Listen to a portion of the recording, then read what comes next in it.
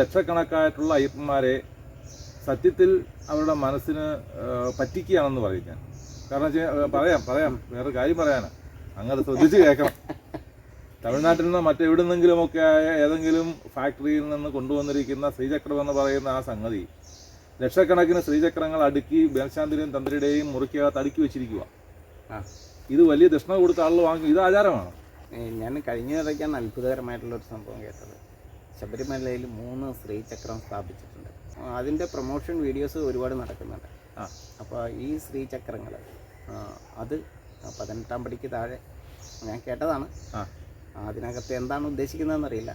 ഒന്ന് 18ാം പടിക്ക് താഴെ, ഒന്ന് ശാസ്താസന്നിധിയിൽ, ഒന്ന് മാളികപ്പുറത്ത്, അങ്ങനെ 3 ശ്രീചക്രത്തിലാണ് അത് പ്രതിഷ്ഠിതമായിരിക്കുന്നത്. അത് ശ്രീചക്രം എന്ന് പറഞ്ഞാൽ എന്താണെന്ന് ഇവർ പറഞ്ഞ് മനസ്സിലാക്കി കൊടുക്കാനുള്ള ബാധ്യതയുണ്ട്.